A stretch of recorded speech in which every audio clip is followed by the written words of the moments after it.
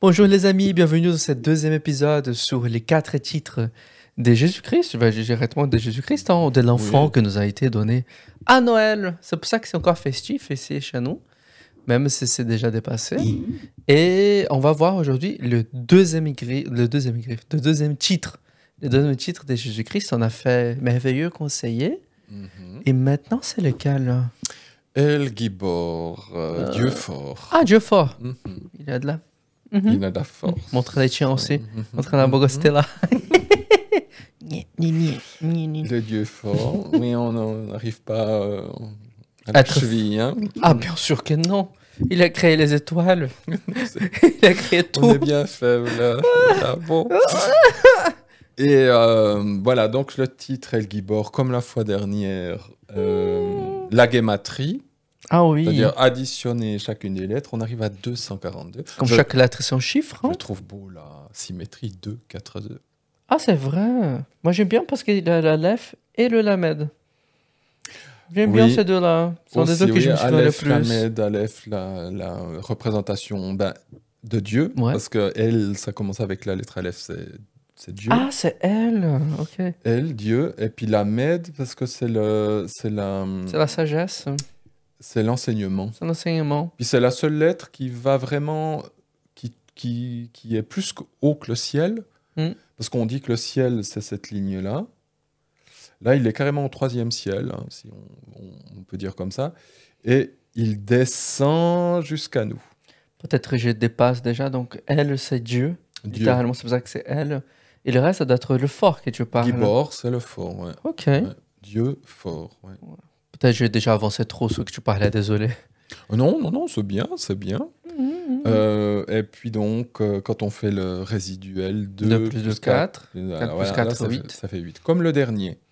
Ah, oui, l'autre était des 8 aussi. Ça se donne aussi 8, qui est le symbole de l'éternité, Ouais. de la vie éternelle. Du millénium. Du millénium. Donc, Il est plus que parfait. plus que le millénium, c'est 7. C'est la vie après. C'est le nouveau monde. C'est même. pour ça que c'est éternel. Dans l'époque médiévale, on disait que c'était le plus que parfait. Parce que le 7 était parfait. Aussi, oui, le 8, ça fait... le 8, il est plus que parfait. Oui, ça, Ouais, mais je préfère l'idée de effectivement. l'éternité, millénium et tout ça. Mais c'est le chiffre de l'éternité. Donc, encore une. Le conseiller merveilleux, il est éternel. Mm. Le Dieu fort, il est aussi éternel. Après, le prochain qui parle de Dieu éternel, il ne fait pas 8. Mais on va voir ça la prochaine Mais on fois. verra la prochaine fois. Donc, on a vu que Jésus, il est notre conseiller ultime. Mm. Mais il n'est pas juste un bon conseiller, il est fort aussi. Et Il est balèze. cet enfant qui est né, qui nous est donné, il est appelé Dieu fort. Mm. Alors là, il n'y a aucune hésitation. Vous pouvez tourner la Bible dans tous les sens que vous voulez. Mm. Vous ne pourrez jamais affaiblir le terme « elle » en disant « oui, mais ça ne veut pas dire Dieu vraiment, parce que Jésus, ça veut dire Dieu. » Il y a des personnes qui essayent ça? Bien sûr. Ok. Oui, bien sûr. Mais déjà, les Juifs. Ah, Parce que quand on leur parle... Alors bon, pour les Juifs, ils disent « non, tout ça, c'est pour le fils du roi qui est dans le texte. Ça n'a rien à faire avec le Messie. » ah. Bon, ouais. Aucun roi, aucun être humain ne peut être appelé Dieu. Au pluriel, Elohim, oui, Mhm. mais pas elle. Ça, non. Dans l'écriture, elle au singulier, c'est toujours pour Dieu. Elohim aussi, mais quand il est au singulier, c'est jamais pour un être humain. Ok. Elohim, c'est le pluriel, elle, c'est le singulier. Et ce terme de El Gibor, il est appliqué à Dieu, on va le voir, mais je le dis déjà, en Ésaïe chapitre 10, verset 21. Mhm. Yahvé et El Gibor. Donc, cet enfant qui est El Gibor, vous faites l'équation, hein, c'est la même personne. Et donc, il serait intéressant de voir d'où vient ce terme El, Dieu. Ah, c'est important quand même, il est partout dans la Bible. Hein. Déjà, il est partout, et puis je ne pense pas qu'il y ait grand monde qui se pose la question de son origine, Ouais. de sa racine. Bien, la première chose qu'on peut voir, on a vu juste avant, parce que tu l'as bien exposé, que c'était Aleph Lamed. Ouais. Alors, le verbe d'origine, c'est oul. Ah, Oul, avec voilà, un vav un là, vav mais- encore au milieu. ah, c'est le clou qu'on a vu la dernière fois. C'est le clou, le fameux Mhm. clou. Donc, on voit que c'est Dieu cloué. Hein? Ben, elle, avec le clou au milieu, c'est... Oh, wow. Voilà. Ce qui est aussi intéressant du point de vue symbolique. Et ce qui est aussi très symbolique, c'est que Aleph plus Vav plus Lamed, ça donne 37. Hein? Et c'est l'âge où Jésus a été crucifié. Ah. Alors, le chiffre 33, faut oublier. Hein. Oui, il y a pas mal de personnes qui disent qu'il y a 3 ans qu'il est mort. 33, ça tient pas debout. Pourquoi? Bah, parce qu'il est né vers -5, -6, et puis il est mort en 30. Donc, On 30, sait qu'il est mort en 30 à cause de c'est la date la plus la plus proche des temps bibliques. la plus assurée. Ah oui, la plus C'est assurée. soit 30 ou 33. Ok. Mais 33, c'est trop loin. Oh, en tout cas, 37, ça fait 10. Donc ça fait totalité. Ah oui, j'ai pas fait ça. C'est Ah. plus 3, 10. C'est la totalité de ce qu'un homme peut supporter. Ah. Oui, bien. Je commence à faire gamatrie, on peut C'est aussi. très bien. Eh. C'est l'âge d'Isaac qui a été amené sur le mont Moria pour être ligaturé. Sérieux, il n'avait Oui, pas 12 ans. 37. Ah non. Non, donc quand on voit les images Non, là, d'histoire de là. il suffit de lire les textes, c'est son âge. Hein. Ah ouais? C'est 37 ans. Donc pourquoi dans l'histoire de là, on met en petit gamin, tout innocent? Parce que les chrétiens, ils lisent pas, j'en sais rien. Ça, la première fois où j'ai entendu ça, c'est un rabbin. Il nous disait, il avait 37 ans. Et puis il y a une sœur qui dit, ah, comme Jésus. Bon, le rabbin avait pas bien... Donc il avait bien conscience qu'elle allait être crucifiée alors. Oui. Enfin, Isaac, tu dis Isaac, ah oui, ouais. oui. Il avait bien conscience. Isaac savait très bien ce qui se passait. Hein. Ah non, Isaac, c'était pas le petit enfant à 12 ans qui... Non, c'était un adulte. Oh là là. Donc ça c'est intéressant, la Parce que corrélation. Même Isaac aurait pu se rébeller, hein, parce qu'il était plus grand, il était fort. Oui, Fort, je sais pas, mais... il obéissait. C'est pour ça que dans le texte du passage de Genèse, il est dit qu'Abraham et Isaac, ils étaient érades. Ils étaient un. Ah. C'est aussi un symbole que le père et le fils sont un, là, que ils avaient la même pensée. Oh, c'est tellement plus profond. Ah non, c'est tellement plus profond. Un texte prophétique et messianique à fond, hein, tout ça. Bon, donc on est dans le houle. Donc le verbe houle signifie rouler, tourner. Et quand on roule, même en français, on dit quelqu'un de bien roulé. Ah. Ça veut dire qu'il a un beau corps. Et donc, c'est pour ça que ça donne le mot corps et ventre. Et Dieu est quelqu'un qui est bien roulé. Et on est fait à son image aussi. Ben, donc c'est pour ça que c'est fait elle, houle. Et puis Jésus, l'ange de l'Éternel Jésus, il a un corps. Ben, il est bien fait. Hein. Il est bien physique. On sait qu'il a mangé quand même. Physiquement, Jésus, il était bien roulé. Je m'excuse. Hein. Ça devait être beau à voir. Moi, je suis pas d'accord avec ce passage d'Ésaïe. Son visage n'avait rien pour plaire. On parle de la crucifixion, là. Ah, ok. C'est sûr que le jour de la crucifixion... il était pas beau à voir. Mais il avait rien pour plaire parce qu'il n'était pas un roi brillant, avec des beaux habits somptueux. Mais moi, je pense que sous sa toge, hein, physiquement, il devait être nickel. Hein. C'est quand même c'est une personne qui n'a pas connu le péché, qui était comme le nouvel Adam. Ça devait être quelqu'un top modèle. Hein. Et ça signifie aussi être fort. Bah, quand on a un corps bien formé, physiquement, en général, on a quand même une certaine force. On peut bien tabasser, quoi. Voilà. Ouais. Précéder, être le premier, être en tête. Ouais, ça c'est Christ, la tête de l'Église. Voilà, oui. hein, c'est un petit peu. Puis aussi être fou, être insensé. Il est fou pour nous, non? Et oui, Paul dit que la folie de Dieu, c'est la croix. Et là, qu'est-ce que ça veut dire? C'est Dieu crucifié. C'est vrai que son intelligence, c'est de la folie pour nous. Comme par hasard. Donc, on voit bien que ce Dieu, il a un corps, qu'il est fort, qui nous a précédés, et qu'il est fou. Qu'il est en tête. Et puis qu'il est en tête. En plus d'avoir précédé, il a été le premier. Être le tout premier va ensemble, mon Seigneur. Donc le terme « El », Dieu, on voit qu'il est très incarné. Oui. Donc voilà. Même Et dans puis, l'Ancien Testament, il a mangé, il était présent, on pouvait oui, le l'ange de voir. l'Éternel, on voit bien qu'il est déjà très physique. Puis quand il s'est incarné, ben, il a pris notre humanité. Hmm. Donc voilà. Même graphiquement, on voit bien que on parle du Dieu qui est aussi descendu sur terre et qui a accepté le clou de la croix. Hmm.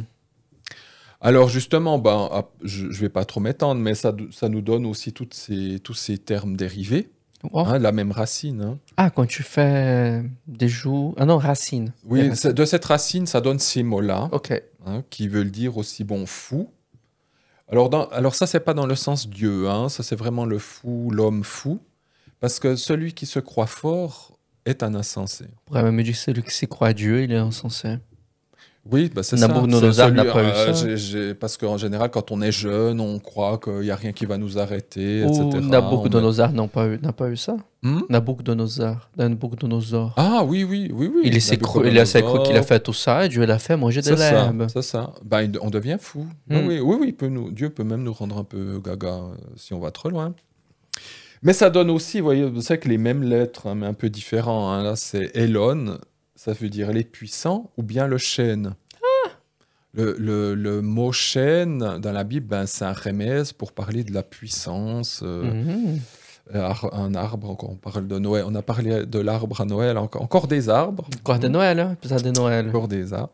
Ou Ayal, qui veut dire le cerf, le bélier. Hmm. Alors, quand on parle de cerf, de bélier, de biche dans l'écriture, ne pensez pas que ce sont des jolies petites bêtes fragiles. Ok. C'est un symbole de Dieu. Hein. C'est des bêtes très solides, très fortes. Ce sont des piliers. Hein. Donc en Cantique des Cantiques, on va en cerf, on doit avoir peur, c'est ça?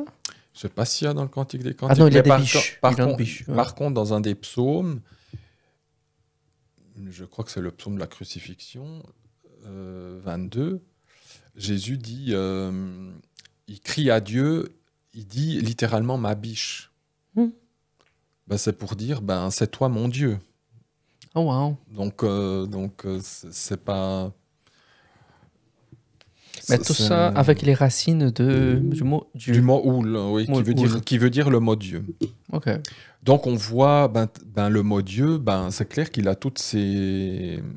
Le mot Dieu, il veut dire justement ce côté aussi déjà de force, qui se lie encore avec Gibor, qui veut aussi dire la force. Hmm.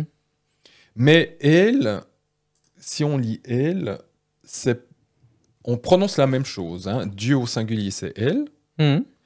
Mais si je dis en hébreu, je vais vers cet endroit, je dis aussi je vais cet endroit, vers. Donc, Dieu, c'est aussi la direction. Ok. On a vu la fois dernière Pel et Yoetz, c'est notre conseiller merveilleux. Hmm. On a encore cette idée en jeu de mots, que le mot elle, ça veut aussi dire celui qui nous mène dans la bonne direction. C'est lui le chemin. C'est lui Les qui est bons le chemin. sentiers, la porte à trouver. Mais si je le lis maintenant al, donc ça s'écrit la même chose, mais ça se prononce différemment. On a Ouais. toujours le premier ici, je vois plus. Tu dois aller plus à droite. Plus à droite. Voilà. Ah oui. Donc toujours celui-là. Si maintenant je lis al, c'est la négation qu'on met devant des impératifs. Ok. Par exemple, ne mange pas ça, ou ne va pas ici. Hein, Donc fait ah le blablabla. Voilà. Eh bien, Dieu est aussi quelqu'un qui, la première chose qu'il a dit à Adam et Ève, c'est tu ne mangeras pas de cet arbre. Hein. Ouais. C'est la négation. Hein. Ne touche pas à ça. Sinon. Eh. Donc, Dieu, c'est aussi quelqu'un qui doit mettre un cadre. Ouais, c'est logique aussi. C'est lui qui connaît tout. Il connaît tout. Donc, il y a des fois des impératifs qu'il faut écouter. Il nous montre la direction, mais il est aussi quelqu'un qui nous dit ne fais pas. Après, on suit ou pas. Hein. Oui. Puis si je lis à l'envers, Tu peux continuer, hein, désolé.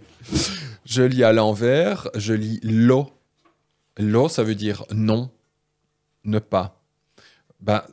C'est utilisé aussi dans les verbes, dans les négations, mais les verbes, on va dire, dans les autres modes. Ne ne mange pas ça, ne fais pas ça. C'est moins violent que le al. Al, c'est vraiment impératif. Lo, c'est non, Non, ne sors mais non, pas. s'il te plaît. Voilà. Non, donne-moi encore le deuxième morceau de pizza, s'il te plaît.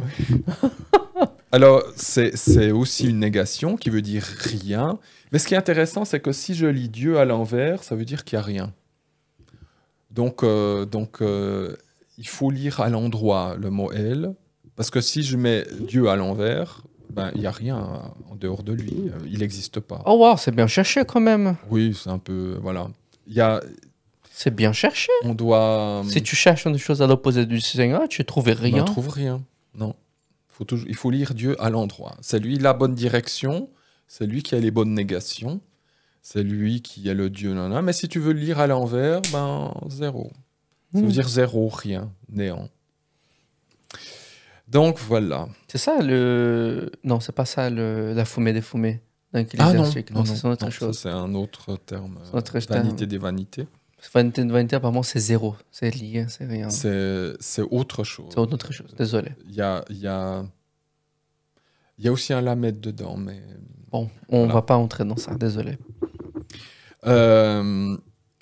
J'ai dit juste au début que, parce que certains disent, oui, ce titre, ça prouve pas la divinité de Jésus, parce qu'on a dans le psaume 82, verset 6, Jésus le cite d'ailleurs, Mhm.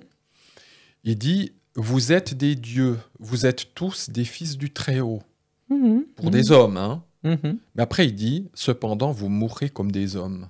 Ah, t'es- Et pour bien comprendre, je crois que j'avais déjà dit, mais je le répète, pour bien comprendre, parce qu'on prend ce verset pour dire, vous voyez, nous, on est comme Jésus, on est un Dieu, on peut être des dieux. Le terme Dieu, alors je répète que le terme El au singulier, il est jamais pour des êtres humains. C'est que le Seigneur. Il n'y a que Dieu qui peut être El, quelque chose. Elohim, il peut être pour Dieu, Mhm. ça montre la triunité, hein, ils sont trois, donc en pluriel. Mhm. Mais ça peut aussi être adressé à des êtres humains. Mhm. Mais dans quel sens? Le psaume 82 est très clair. C'est uniquement dans notre mandat de juge. Ah, tu en parlais dans un épisode, Ouais, ça. j'avais déjà dit. Ouais. Mais je répète parce que c'est vraiment important. Ouais. Parce qu'après, avec ces passages, on dit « Ah, ben voilà, je suis aussi Dieu, je peux être comme Dieu. » Non. Quand ce psaume, et Jésus le dit « Vous êtes des dieux, vous êtes tous des fils du Très-Haut », le contexte du psaume 82 nous montre bien, c'est dans le moment où on juge.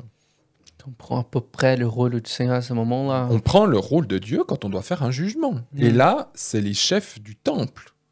C'est les Lévites. Mhm. Et les Lévites sont des fois menés à faire des jugements.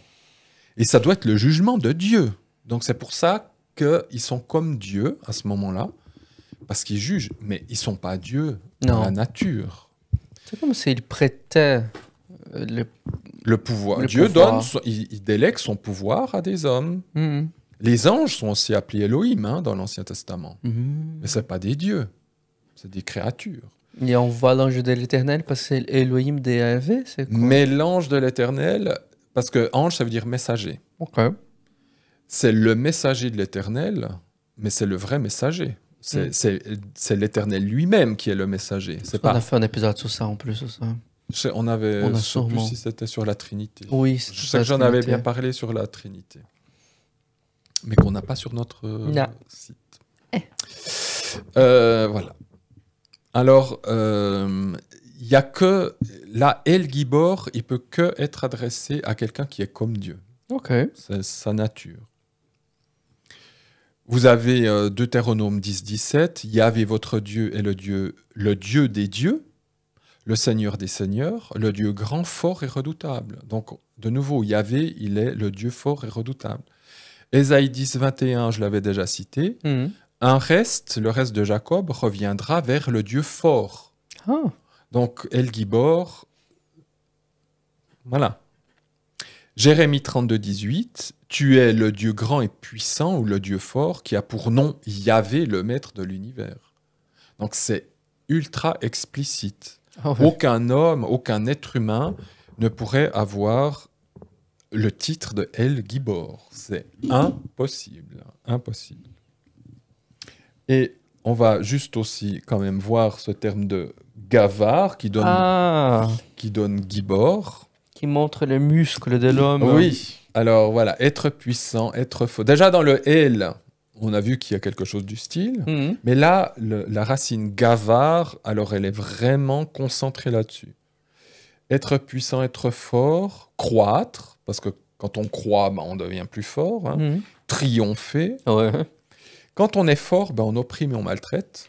Ça peut. Ouais. Hein. Quand on vend des populations, on a maltraité quelqu'un quand même dans les chemins de faire ça. Ça, c'est clair. Et puis, ça donne bien sûr, Gibor veut dire l'homme vaillant, valeureux, le héros. Ah. Et ça signifie aussi, dans la pensée, l'homme mature. Oh. C'est pas seulement être fort. Ça veut dire être fort aussi dans la maturité spirituelle. Ok. En hébreu moderne, on ne trouve pas ça dans la Bible, cette racine. Si on panache les mots, si on fait une permutation, on a bagarre, comme en français quand on se bagarre, mais ça n'a rien à voir. Il faut mettre le bête devant, bête gimel resh. Puis c'est le hit baguer qui veut dire en hébreu moderne être mature. Oh. Donc on a les mêmes lettres. Oui. Qui souligne justement que c'est croître, ça va quand même dans ce sens-là. Croître, ça veut dire devenir mature. Donc, quand on parle que Jésus est El Gibor, ça signifie que c'est pas seulement quelqu'un qui a de la force, bêtement de la force. C'est quelqu'un qui a de la force, mais une force maîtrisée. Il sait utiliser sa force et il l'utilise à bon escient. Ésaïe 42, verset 13. Yahvé sort pareil à un héros, un gibor. Son zèle passionné le fait surgir comme un homme de guerre. Il pousse des cris de guerre. Il triomphe sur ses ennemis. Donc, dans ce verbe, on a deux fois. Il est un héros, il est un gibor. Et il triomphe, le hit gaber. Il surmonte ses ennemis. Et ce verbe-là, le hit gaber, surmonter, qu'on utilise aussi en hébreu moderne, quand je surmonte un obstacle, je surmonte un problème, ça veut dire que je suis devenu adulte, je suis devenu mature. Parce que le problème, il ne fait plus peur. Le problème, il existe. Mais maintenant, je vais le surmonter, je vais passer par-dessus ce problème. Eh bien, ça, on peut le faire qu'avec la force de Dieu. On peut que le faire avec la puissance de Dieu. Et avec ce que Dieu nous donne en plus. Parce qu'à la fin, n'importe quelle force vient de lui. Et ça vient de lui. Ouais. Ce n'est pas ma force à moi. Si tu as permis de devenir grand et fort, c'est ce qu'il a décidé. C'est lui. Et puis, il faut lui demander. Ouais. D'ailleurs, ce verbe triompher, dans la Septante, il est traduit par un verbe en grec qu'on retrouve dans le Nouveau Testament une fois. Dans Luc 21, 36, et Jésus nous dit « Restez donc en éveil, priez en tout temps, afin d'avoir la force d'échapper à tous les événements à venir et de vous présenter debout devant le Fils de l'homme. » Donc, pour surmonter tout ce qui va venir, il faut continuer d'être éveillé et de prier. Donc, on voit bien que cette force, elle vient de Dieu. Elle ne vient pas de moi-même. Donc, voilà. Et Éphésiens 4, 13, il n'y a pas le verbe qui est dedans, mais il résume très bien.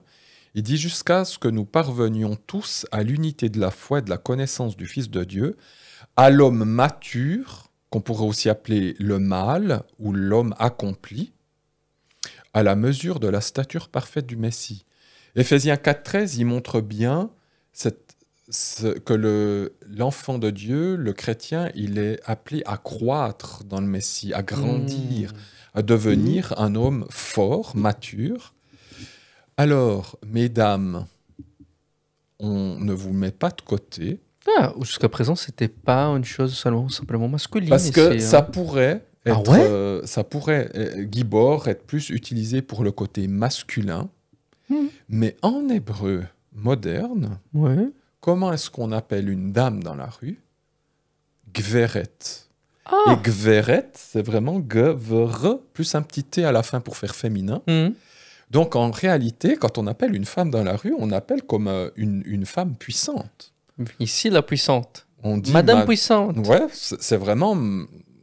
C'est pas la petite femme, c'est vraiment, on appelle la femme mûre, achevée, voilà. Donc... Excusez-moi, la forte, est-ce qu'il peut parler avec moi? Je prends votre 2 baguettes. Donc, on dit pas un homme gever, hein, voilà. Mais c'est plus pour une femme. Un homme, on peut dire, mais quand on appelle une dame, on dit gverette. Et donc, ça signifie que et l'homme et la femme sont appelés à devenir mûrs dans le Seigneur. Mais pour être mûrs dans le Seigneur et pouvoir surmonter les choses, ben, il faut faire appel au Dieu fort, à Jésus, qui nous donnera de sa force. Bon, c'est fascinant, mon ami. Voilà, le deuxième titre. Deuxième titre, il manque encore 2. Hein? Mm-hmm. Donc, les amis, merci pour nous avoir suivis dans cet épisode. Soyez avec nous dans les 2 prochains. Mettez en commentaire ce que vous avez en pensé avec ça. Et n'oubliez pas de vous abonner si vous n'avez pas fait encore. En tout cas, on a hâte de vous voir dans les prochains épisodes pour voir le 3e titre de cet enfant qui nous a été donné, dont on fait parfois la fête de Noël. Parfois, on doit faire la fête de Noël. Hein? N'hésitez pas à voir nos autres épisodes sur Noël. À la prochaine. À la prochaine.